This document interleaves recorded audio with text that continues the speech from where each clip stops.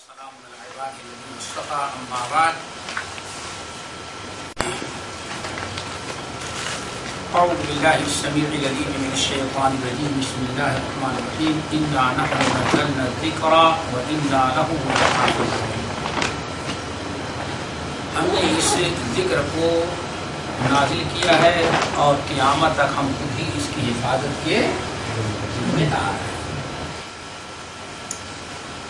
رسول اللہ صلی اللہ علیہ وسلم نے ارشاد فرمایا ان اللہ یغرس فی ھذا الدین غرسا، اللہ تعالیٰ اس دین میں برابر ایسے پودے لگاتا رہے گا جس کو اپنے دین کے لیے استعمال کرے. پودے سے مراد یہاں علماء ہیں. برابر اس امت میں اللہ تعالیٰ ایسے علماء، ایسے افراد پیدا کرتا رہے گا جن کو اپنے دین کی نشر و اشاعت کے لیے استعمال کریں. اس سے پہلے حدیث کے متعلق کئی باتیں گزر گئی ہیں. اب آج ایک آخری بات حدیث کے متعلق اور ہے، جس کے بعد انشاءاللہ اگلے دروس میں حدیث کا متن شروع کر دیا جائے گا.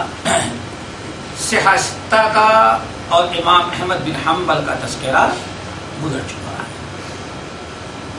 جو کتاب ہم لوگ انشاءاللہ پڑھیں گے پڑھائیں گے اس کتاب کا نام ہے بلوغ المرام. کیا نام ہے؟ بلوغ المرام من ادلۃ الاحکام.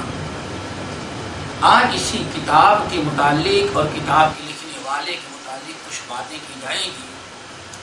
اس کتاب کے لکھنے والے جو عالم ہیں حافظ الحدیث ابو الفضل شہاب الدین احمد بن علی بن احمد بن محمد الاسقلانی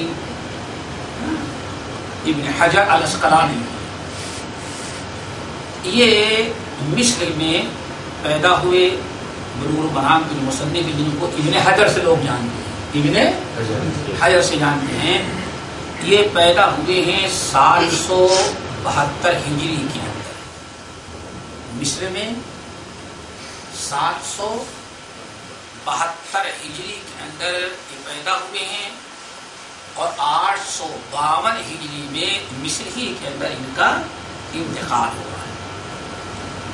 یہ 10 سال کے تھے جب ہی انہوں نے حفظ قرآن کر لیا تھا. اس کے بعد اسی اثنا میں بچپنے ہی کے اندر کوئی صاحب حج کے لیے آ رہے تھے تو ان کو بھی اپنے ساتھ لیتے ہوئے آئے. اور یہ 10-12 سال یعنی 15 سال کے اندر ہی اندر تھے کہ جب یہ حج میں آئے اور یہاں علماء کو دیکھا، محدثین کو دیکھا حرمین شریفین میں، تو ان کے دل میں بڑی رغبت پیدا ہوئی کہ ہم بھی وہ علم حاصل کریں جس کے ذریعے ان بزرگوں کے مقامات پر ہم پہنچ سکیں. یہاں سے امام ابن حجر رحمۃ اللہ علیہ کے دل میں حدیث کے علم حاصل کرنے کا شوق اور جذبہ پیدا ہوا.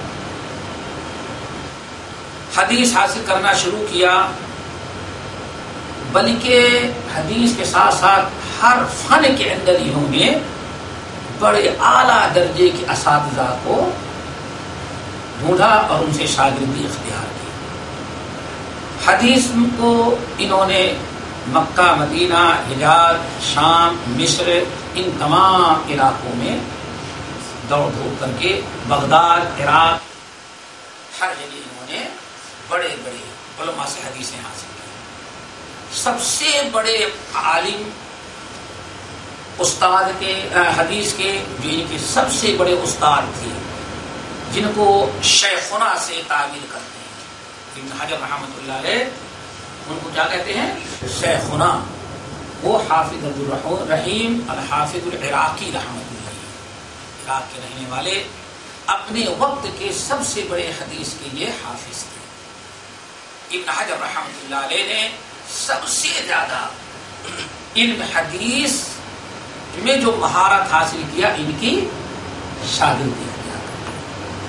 فقہ وغیرہ میں حافظ ابن مرکب رحمۃ اللہ علیہ سے، عربی زبان عربی لغت کے اندر مشہور اہل حدیث عالم یہ مجد الدین فیروز آبادی رحمۃ اللہ علیہ، جو اپنے وقت میں لغت کے سب سے بڑے امام تھے، فیروز اللغات آج تک بہرحال فیروز آبادی رحمۃ اللہ علیہ، القاموس ان کی کتاب ہے، سب سے بڑی لغت کی کتاب جو دنیا میں عربی زبان میں کہی جاتی ہے وہ ہے حافظ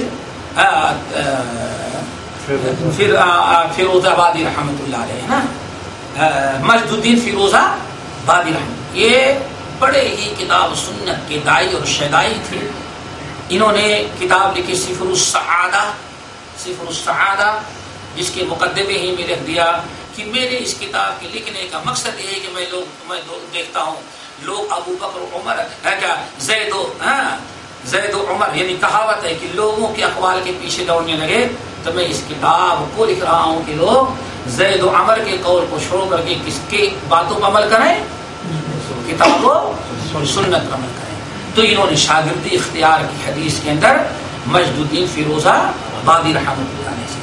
اسی طرح سے انہوں نے تمام علوم میں مہارت حاصل کی اور تقریباً 150 کتابوں کے یہ مصنف ہیں، اور ہر کتاب نہایت ضخیم پوری کئی جلد کے اندر موجود ہے. اور حدیث کا کوئی ایسا فن ہوگا شاید جس میں انہوں نے حدیث نہ لکھے، انہوں نے کتاب تصنیف نہ کی ہو. سب سے بڑی ان کی کتاب جو پوری دنیا میں شہرت حاصل کی وہ فتح الباری شرح صحیح البخاری، جس کتاب کو انہوں نے، جس کا مقدمہ انہوں نے لکھنا شروع کیا سن 812 کے اندر، سن 812 ہجری کے اندر شروع کیا لکھنا، اور سن 817 ہجری میں مقدمہ فتح الباری کو لکھ کر کے یہ فارغ ہوئے. پھر اس کے بعد انہوں نے صحیح بخاری کی شرح فتح الباری شروع کی مقدمہ سے فراغت کے بعد، اور پھر اس کو تقریباً 842 کے اندر مکمل کیا. کتنے میں؟ 842. یہ کتاب فتح الباری جب لوگوں کے سامنے آئی تو ہر انسان اس کتاب کو دیکھ کر کے ابن حجر رحمۃ اللہ علیہ کے علم کا شہدائی ہو گیا، اور دنیا کے لوگوں نے کہا کہ واقعی یہ وقت کا، اس وقت کا سب سے بڑا یہ امام ہے. یہاں تک کہ اس کتاب کو لوگوں نے لکھنا، سنانا سب شروع کیا. کوئی بادشاہ تھا بیچارہ جس کو پتا چلا، علم شوق انسان تھا، اس کو فتح الباری کا پتا چلا کہ ابن حجر نے بخاری کی کوئی اتنی بڑی شرح لکھی ہے جس جیسی شرح آج تک لکھی نہیں گئی تھی. فوری طور اس نے منگا کر کے 300 دینار، اس وقت 300 دینار ابن حجر کو دے دیا اور کہا یہ تمہاری کتاب میں نے خرید لیا. اس وقت کے 300 دینار کا مطلب 3 کروڑ سمجھ لے آج کا، اور فوری طور پر خرید لیا. اب اس کے بعد سے یہ کتاب چھپانے لگی، اور دنیا میں اس قدر یہ عام ہو گئی کہ جس دن سے یہ کتاب منظر عام پر آئی، حدیث کا پڑھانے والا یا حدیث پر کوئی کام کرنے والا اس کتاب سے بے نیاز نہیں ہو سکتا. کہا جاتا ہے کہ یہ صحیح بخاری کی شرح ہے، اصل میں یہ صحیح بخاری کی شرح نہیں بلکہ نبی علیہ السلام کی احادیث کی یہ شرح ہے. اس لیے مکمل حدیث کی انسائکلوپیڈیا یہ بن گئی ہے، اور اس قدر اس کے اندر انہوں نے بہت ساری چیزیں رکھ دی ہیں کہ کسی بھی فن کا کوئی بھی فن ایسا نہیں جس کو انہوں نے اس شرح کے لکھنے کی استعمال نہ کیا ہو. اللہ تعالیٰ ان کی قبر کو نوروں سے بھرے. یہ فتح الباری بڑی زبردست کتاب. یہاں تک کی بڑی مزے کی بات ہے، اس وقت سے علماء نے پھر بخاری کی شرح لکھنے کی ضرورت محسوس نہیں کی. علامہ امام شوکانی رحمۃ اللہ علیہ جو یمن کے بہت بڑے عالم تھے، کتاب سنت کے دائی، اور ابن حجر کے بعد کہا جاتا ہے سب سے بڑے محدث امام شوکانی پیدا ہوئے. امام شوکانی رحمۃ اللہ علیہ نے نیل الاوطار کتاب لکھی. یہ شیخ الاسلام ابن تیمیہ رحمۃ اللہ علیہ کے دادا ابو البرکات ابن تیمیہ جو تھے، انہوں نے ایک کتاب لکھی المنتقى من اخبار المصطفیٰ. یہ بڑی جامع اور معنی کی بہترین کتاب تھی. یہ اس کا ترجمہ پاکستان سے 2 جلدوں میں ہوا ہے. المنتقى من اخبار المصطفیٰ. شوکانی رحمۃ اللہ علیہ نے جب یہ کتاب لکھی نیل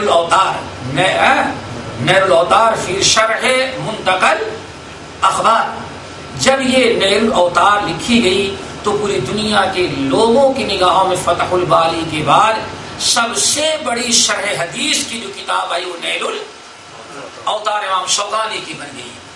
امام شوکانی رحمۃ اللہ علیہ نے بہت کام کیا. ایک موقع پر بہت سارے لوگ آئے اور کہا حضرت آپ نے جیسے یہ کتاب نیل الاوطار لکھ دی ہے، ہم لوگوں کی دلی خواہش، علماء آئے، ہم لوگوں کی دلی خواہش ہے کہ آپ بخاری کی بھی ایسی ایک شرح لکھ دیں. لوگوں نے امام ابن تیمیہ رحمۃ اللہ علیہ سے، امام شوکانی رحمۃ اللہ علیہ سے گزارش کی کہ آپ نے تو اتنی زبردست کتاب لکھ دی حدیث کی شرح میں، نیل الاوطار کی تو بے مثال ہے. کاش کہ آپ ایسے ایک مرتبہ ہم لوگوں کی خواہش ہے کوشش کرتے اور بخاری کی شرح لکھ دیتے. تو اس موقع پر امام شوکانی نے جو لوگوں کو جواب دیا وہ رہتی دنیا تک کے لیے بڑا ایک دلچسپ اور عبرت کا جملہ بن گیا. کہا لوگوں سن لو، لا ہجرت بعد الفتح. کیا؟ لا ہجرت بعد الفتح. مطلب یہاں نبی علیہ السلام نے جب مکے سے ہجرت کر کے آپ مدینہ آ گئے اور مدینے میں مسلمان اکٹھا ہو گئے اور مکہ جب فتح ہو گیا، جب تک مکہ فتح نہیں تھا تب تک مکے میں جو آدمی مسلمان ہو اس کے اوپر ہجرت کر کے آنا لازم تھا. لیکن جب مکہ فتح ہو گیا، اسلامی سلطنت میں آ گیا، تو اللہ کے رسول فرمایا لا ہجرت بعد الفتح. اب فتح مکہ کے بعد ہجرت نہیں ہے. سمجھ گئے نا؟ یہ حدیث تھی. تو امام شوکانی نے کہا کہ لا ہجرت بعد الفتح، یعنی فتح الباری لکھ دینے کے بعد ابن حجر نے جو فتح الباری لکھ دی ہے اس کے بعد بخاری کی شرح لکھنے کی کوئی ضرورت نہیں ہے. یہ تھا مطلب لا ہجرت بعد الفتح. الحمدللہ امام شوکانی رحمۃ اللہ نے جو کہا ویسے ہی پھر امام شوکانی کا یہ اخلاص تھا. اللہ انہیں کے اخلاص تھا، ورنہ لوگوں نے چاہا بالکل میں فتح الباری سے بھی بڑی کتاب لکھتے تھے، لیکن اخلاص تھا. اخلاص کی برکت یہ کہ آج دنیا کے اندر فتح الباری کے بعد سب سے زیادہ اللہ تعالیٰ نے شرح حدیث میں کسی کتاب کو مقبولیت بخشی ہے تو نیل الاوطار. حیرت ہوتی ہے وہ لوگ جو شوکانی کو غیر مقلد کہہ کر کے سب کچھ کہا کرتے تھے، لیکن اللہ اکبر ان کی کتابوں کو میں پڑھنے لگا. مولانا زکریا صاحب کے رحمۃ اللہ علیہ کے استاد تھے مولانا خلیل احمد بیٹھوی، مہاجر مدنی، انہوں نے ابو داؤد کی شرح لکھی بدل المجہور. کیا لکھی؟ کتاب کا نام بدل المجہور. بڑی کوشش کی اور اس کتاب کو آپ پڑھتے جائیں ماشاءاللہ کیا پوچھنا ہے، بڑی باریکی میرے ہاتھ لگی. میں نے مطالعہ شروع کیا، لیکن واللہ میں کہتا ہوں کتاب سہارنپوری لکھتے ہیں، کتاب پڑھتے ہوئے چلے جاؤ، آخر میں کہیں تدافین نہیں. یہ ساری باتیں میں نے نیل الاوطار کی نقل کر دی ہے. پوری کتاب جو ہے نیل الاوطار سے شرح کس کی ہے؟ ابو داؤد کی. اور پوری عبارت اور شرح کہاں سے نقل کی گئی ہے؟ میں نے کہا ذرا دیکھو یہ اخلاص تھا کہ لوگوں نے چاہا حضرت آپ تو اتنی بڑی شرح جب نیل الاوطار لکھ سکتے ہیں بخاری کی بھی شرح ڈالیں. کہا نہیں، اب بخاری کی شرح لکھنا بالکل وقت ضائع کرنا. کیا ہم لکھ سکتے ہیں جبکہ ابن حجر نے فتح الباری جیسی شرح. یہ اخلاص تھی، محبت تھی، تواضع انکساری کا عالم جذبہ یہ تھا کہ اللہ نے جو قبولیت فتح الباری کو بخشی اس کے بعد دنیا میں سب سے بڑی قبولیت کس کو عطا کی؟ نیل الاوطار کو. آج نیل الاوطار دنیا کے اندر جتنی اسلامک بڑی یونیورسٹیاں ہیں، مدینہ یونیورسٹی میں وہ مقرر، جتنی بڑی بڑی یونیورسٹیاں ہیں ہر ایک کے نصاب کے اندر کیا داخل کر دی گئی ہے؟ نیل الاوطار. یہ اخلاص کی برکت. اللہ تعالی ہم سب لوگوں کو اخلاص سے نوازے. حافظ ابن حجر رحمۃ اللہ علیہ نے جہاں بہت ساری کتابیں لکھی، میں نے کہا 150 کتابوں سے اوپر ہی انہوں نے لکھی ہیں، انہی میں سے ایک کتاب فتح الباری وغیرہ لکھ کر کے فارغ ہوئے تو انہوں نے بلوغ المرام لکھی۔ فتح الباری شرح حدیث پر تھی اور اس میں انہوں نے تقریباً 1500 حدیثیں اکٹھا کی۔ کتنی؟ کچھ زیادہ 1500 مجموعہ بلوغ المرام۔ اور اس کتاب کو لکھنے کے بعد کہتے ہیں میں نے بہت ساری جو حدیث کی کتابیں ہیں ہم نے ان سے منتخب کر کے جو سب سے زیادہ مناسب، ٹھوس، مضبوط، بہتر تھی، میں نے ان حدیثوں کو ہر مسئلے کی 1-2 دلیل نقل کر دیا ہے۔ اور کہتے ہیں میں نے ایسی کتاب لکھ دی ہے نہ تو طالب علم میں کوئی اس سے مستغنی ہوگا اور نہ کوئی بڑا سے بڑا عالم۔ الحمدللہ یہ کتاب بلوغ المرام ابن حجر رحمۃ اللہ علیہ کے لکھنے کے بعد سے یہ کتاب برابر لوگوں میں فتح الباری کی طرح مقبول ہوئی۔ آج تک یہ عربی مدارس میں پڑھائی جا رہی ہے، اس کی شرحیں لکھی جا رہی ہیں، ترجمہ چھاپا جا رہا ہے، مترجم نشر کی جا رہی ہے۔ اس کتاب کو لکھ دینے کے بعد اہل علم کے لیے بہت ساری سہولتیں ہو گئی کہ کتاب سنت پر عمل کرنے والے چاہے تو اپنے ہر مسئلے کی زیادہ نہیں تو کم سے کم 1-2 دلیلیں پیش کر دے۔ کہتے ہیں جو اس کتاب کو یاد کر لے وہ بہت ساری موٹی موٹی کتابوں سے مستغنی ہو جائے گا۔ اس کتاب انہوں نے لکھتے وقت جو خاص طور سے یاد رکھنے کی چیز ہے، اس کتاب کو لکھنے کے وقت انہوں نے کچھ اصطلاح قائم کی مقدمے کے، وہی یاد رکھنا ہے، وہی سمجھنا ہے، اور جب کتاب پڑھنے لگیں گے تو ان اصطلاحات کی ضرورت پڑے گی۔ کہتے ہیں یہ کتاب جو لکھے ہیں تو ہر حدیث کے نیچے لکھ دیتے ہیں کہ حدیث کہاں سے میں نے لیا ہے، کہاں سے میں نے لیا۔ اب مثال کے طور پر ایک حدیث احمد، بخاری، ابو مسلم، ابو داؤد، ترمذی، نسائی، ابن ماجہ ہو تو اتنی کتابوں کا نام لکھتے لکھتے تو ایک سطر چاہیے نا۔ رواہ احمد والبخاری ومسلم وابو داؤد والترمذی والنسائی وابن ماجہ۔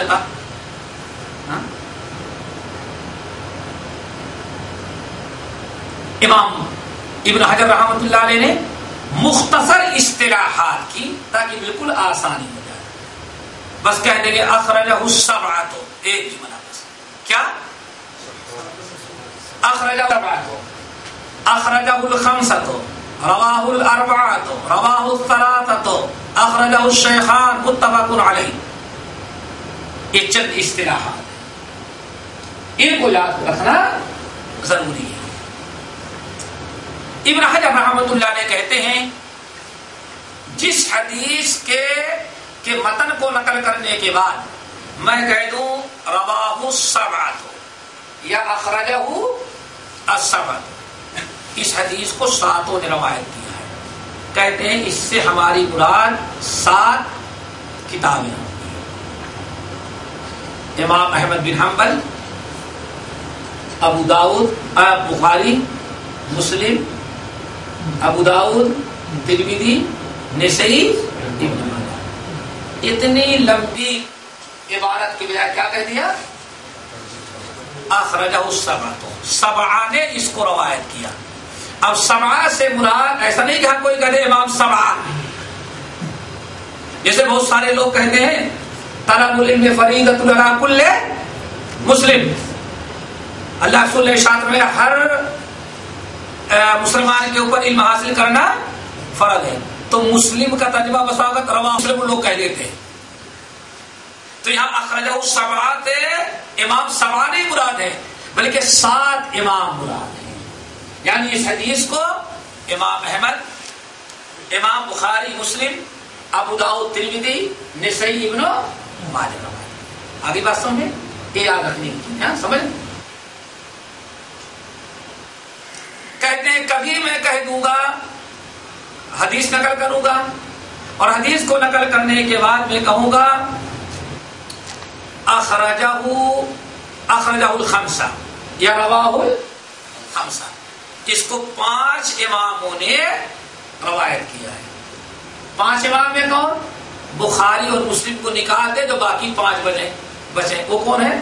امام احمد، ابو داؤد، ترمذی، نسائی، ابن ماجہ۔ آگے بات سمجھ میں 5 ہو گئے۔ اور کبھی رواہ الخمسہ کیا کہیں گے؟ رواہ احمد والاربعہ، خمسہ کہیں یا رواہ الاربعہ تو احمد والاربعہ، دونوں کا مطلب ایک ہے کہ 5 اماموں نے احمد، ابو داؤد، ترمذی، نسائی، ابن ماجہ۔ آگے بات سمجھ میں 2 ہو گئی۔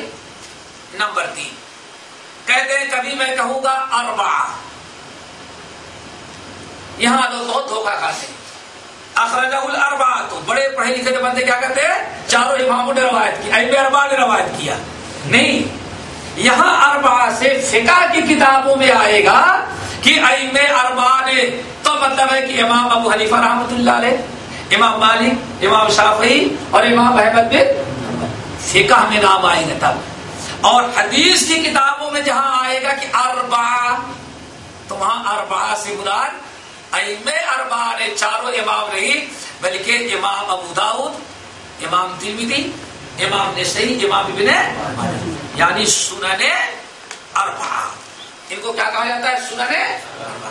4 یہ حدیثوں کی بڑی کتاب میں، ایک تو ابو داؤد، ترمذی، نسائی، ابن ماجہ۔ آگے 7 آ گیا آپ کے سامنے، اور 6 ہے کہ نہیں آیا؟ 6 نہیں آیا؟ ہاں، کبھی کہنا اخرجہ الستہ، تو ہم نے 6 اس حدیث کو کس نے روایت کیا؟ 6، تو احمد بن حنبل کو نکال کر 7 میں احمد بن حنبل اور بخاری، مسلم، ابو داؤد، ترمذی، نسائی، ابن ماجہ۔ اور جب کہا گیا 6 نے روایت کیا تو احمد کو چھوڑ کر کے بخاری، مسلم، ابو داؤد، ترمذی، نسائی، ابن ماجہ۔ اور جب 5 کہا گیا تو بخاری، مسلم دونوں کو نکال کر کے احمد، ابو داؤد، ترمذی، نسائی، ابن ماجہ۔ اور اسی کو کبھی کیا کہیں گے؟ رواہ الاحمد، رواہ احمد والاربعہ، تو اس کا مطلب بھی وہی ہوگا۔ پھر کبھی کہیں گے اربعہ، تو اربعہ سے مراد سنن اربعہ۔ جس حدیث کے نیچے لکھ دے کہ اخرجہ الاربعہ، تو اس کا مطلب یہی 4۔ اور جب کہہ دیں اخرجہ الثلاثہ، تو ثلاثہ نے روایت کیا تو پہلے 3 کو نکال دیں اور ایک آخر والا نکال دیں۔ پہلے 3 کون ہیں؟ احمد، بخاری اور مسلم۔ آخر میں ابن ماجہ۔ اب باقی کون بچے؟ ابو داؤد، ترمذی، نسائی۔ 3 پہلے کی نکال دیں، احمد، بخاری اور مسلم، اور ایک آخر کا نکال دیں، اب ابن ماجہ۔ اب باقی کون بچیں گے؟ اخرجہ الثلاثہ، تو یعنی اس حدیث کو 3 نے روایت کیا، یعنی ابو داؤد، ترمذی اور نسائی۔ آگے بات سنو۔ اور کبھی کہیں گے اخرجہ الشیخان، اس کو 2 شیخ نے، تو محدثین کی اصطلاح میں کہا جہاں کہا گیا اخرجہ الشیخان تو اس سے امام بخاری اور مسلم۔ اب رواہ البخاری و مسلم نہیں کہیں، کیا شیخان۔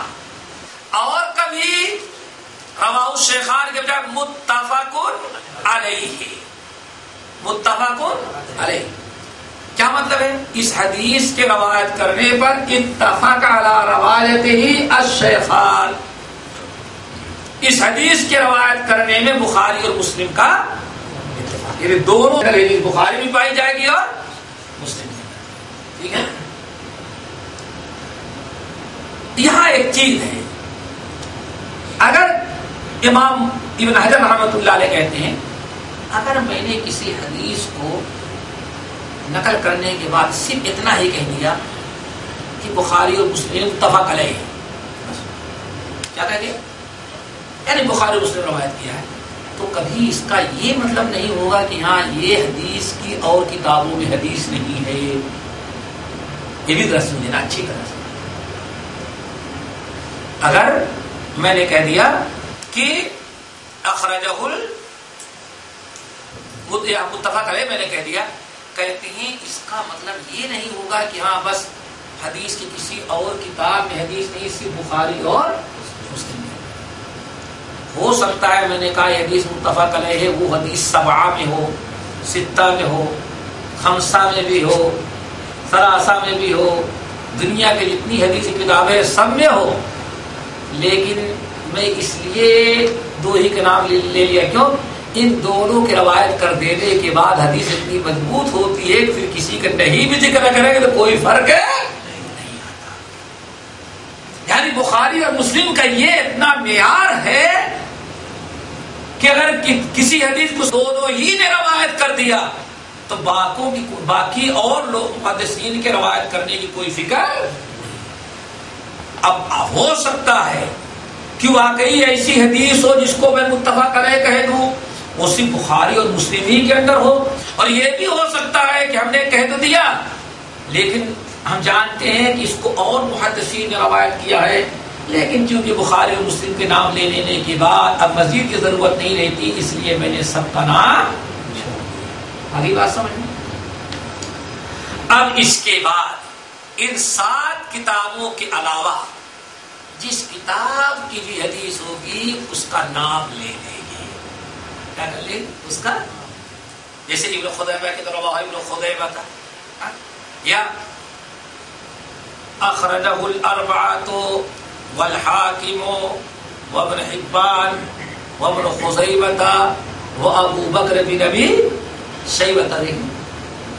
صرف ان 7 کتابوں کی اصطلاح کو انہوں نے مقرر کیا ہے. باقی جتنی حدیث کی کتابوں کی روایت نقل کریں گے سب کا وہ رواہ الدارقطنی ہو، رواہ البیہقی ہو، رواہ الفلا، سب کا نام لے لیں گے. ان 7 کتابوں کے نام لینے کے بجائے یہ مخصوص اصطلاح ہے 7، 6، 5، 4، 3 اور شیخان یا متفق علیہ.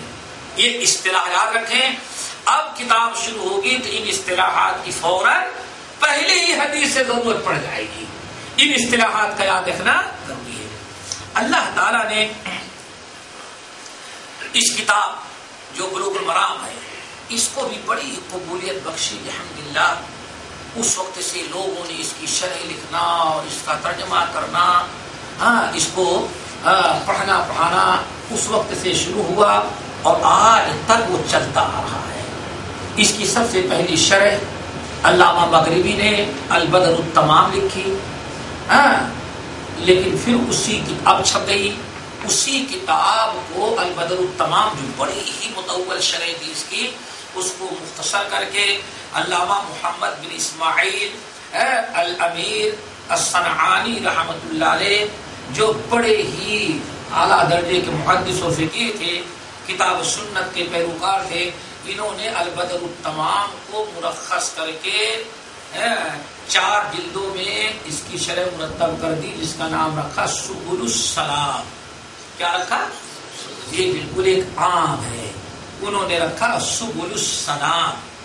پھر الحمدللہ اس کے بعد نواب صدیق حسن خان بھوپالی رحمۃ اللہ علیہ جو ہمارے متحدہ ہند کے بہت بڑے عالم، اور ابن حجر رحمۃ اللہ علیہ کی کتابوں کو سب سے پہلے متحدہ ہند میں وہی لانے والے ہیں.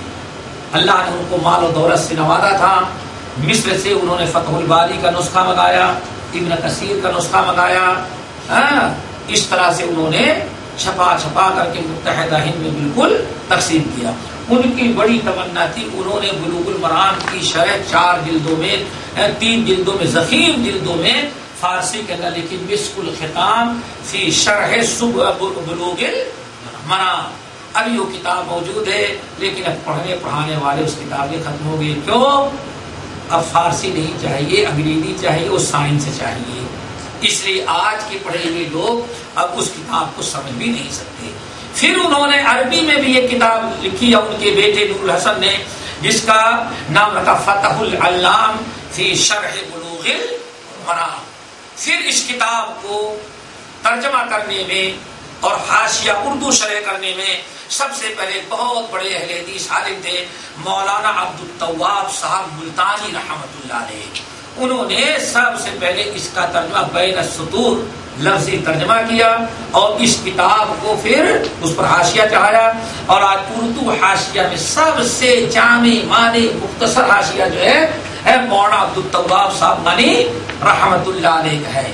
پھر اس کے بعد عربی میں حاشیہ اس پر لکھا گیا علامہ سید احمد حسن محدث دہلوی رحمۃ اللہ علیہ، جو میاں نذیر حسین محدث دہلوی رحمۃ اللہ علیہ کے شاگرد تھے. انہوں نے اس پر حاشیہ لکھا. حاشیۃ الدہلوی سے وہ عربوں میں چھپا ہے، بالکل عام ہوا. ابھی آخر میں ہمارے استاد اس کا جو آج عام ہے مولانا صفی الرحمان صاحب مبارک پوری جو ہے، انہوں نے ایک زمانے میں اس کی عربی شرح لکھی تھی بہت اتحاف الکرام مختصر انداز میں. پھر اسی کا اردو ترجمہ کر کے دارالسلام والوں نے چھاپا ہے 2 جلدوں کے اندر، جو آج بہت ہی زیادہ لوگوں میں عام ہے. اس کتاب کو اللہ تعالیٰ نے بڑی قبولیت بخشی. آج ہند پاک کے اندر جتنے بھی کتاب سنت کی تعلیم دینے والے مدارس ہیں، ان مدارس میں سب سے پہلی کتاب جو پڑھائی جاتی ہے وہ کیا ہے؟ بلوغ المرام. اور بلوغ المرام کی شرح سبل السلام یہی وہ کتاب ہے جو مدینہ یونیورسٹی اور سعودیہ کے دیگر جامعات کے میں بھی نصاب کے اندر یہی کتاب داخل کی گئی. جب یہ کتاب ہند پاک کے بہت سارے مدارس میں رائج ہو گئی تو وہ گروہ جو حدیث کے بجائے فقہ پر عمل کرنے کی دعوت دیتا ہے، اس نے سوچا کہ یہ حدیث کی کتاب بچے پڑھتے ہیں اور اہل حدیث بن جاتے ہیں، اگر مقلد ہو جاتے ہیں، تو انہوں نے سوچا کہ ہم ایک ایسی کتاب مرتب کریں جو ہمارے مدرسوں میں بھی بچوں کو پڑھائی جائے. اس سلسلے میں ہند پاک کے مشہور عالم علامہ شوق ظہیر حسن شوق نیموی، یہ پٹنہ کے رہنے والے تھے، انہوں نے ایک کتاب لکھی آثار السنن کہ بلوغ المرام دب جائے اور ان کی یہ کتاب ہند پاک کے اندر عام ہو جائے. لکھ تو ڈالا. اتنے بڑے متحدہ ہند نے ان کو مقرر کیا کہ بھائی یہ کتاب لکھو اور ایسی کتاب لکھو کہ بلوغ المرام کا وجود ختم ہو جائے. اللہ تعالیٰ کا فضل و کرم ایسا کہ معاملہ اخلاص کی ہوتی ہے، آج تک وہ کتاب داخل نصاب ہو ہی نہیں سکی. نسیہ منسیہ ہو گئے، اس کتاب کو کوئی ہاتھ بھی نہیں لگاتا اور بلوغ المرام اپنی جگہ پر چلی آ رہے. پھر اس کے بعد ہمارے متحدہ ہند کے سب سے بڑے ادارے نے مولانا منظور احمد نعمانی رحمۃ اللہ علیہ تھے، ان کو مکلف کیا کہ بھائی یہ بلوغ المرام پڑھ پڑھ کر کے لوگ کتاب سنت پر عمل کرنے لگتے ہیں، اپنے مسلک کو چھوڑ دیتے ہیں. ایسی کتاب مرتب کرو کہ تمہارے یہاں بھی اپنے مدرسے کے اندر حدیث پڑھائی جائے تاکہ اس کا توڑ ہو جائے. تو مولانا منظور احمد نعمانی رحمۃ اللہ علیہ نے دارالعلوم دیوبند کی شورا بیٹھی تو ان کو مکلف کیا گیا. انہوں نے لکھا کتاب کا نام ہے الفیۃ الحدیث، 1000 حدیثوں کا مجموعہ. اور اس لیے لکھی گئی کہ دارالعلوم دیوبند اور جتنے دیگر دیوبندی مدارس سے سب میں وہ کتاب شامل کی جائے. کتاب لکھی گئی، چھپ گئی، لیکن معاملہ اخلاص کا نہیں تھا، یہاں کس کا تھا؟ مقابلے کا. آج تک دارالعلوم دیوبند نے بھی اس کو نصاب کے اندر داخل نہیں کیا. ایک مرتبہ چھپی، دوبارہ اس کو چھپنے کی نوبت ہی نہیں آئی. تو اس کتاب کے مقابلے کے لیے بڑی کوششیں کی گئی، لیکن کوئی کوشش کامیاب نہ ہوئی. معاملہ اخلاص کا ہوتا ہے. اللہ تعالیٰ نے اخلاص کو عزت اور قدر، اللہ تعالیٰ کی اخلاص کی قدر قیمت ہے. یہ کتاب آج تک برابر الحمدللہ چل رہی ہے. یہ مختصر ہے اس کتاب کے بارے میں، لکھنے والے کے بارے میں بتانا تھا. اب آئندہ اللہ انشاءاللہ آئندہ ساتھیوں کا اس سارے کی کتاب الجنائز سے شروع کیا جائے. کہاں سے؟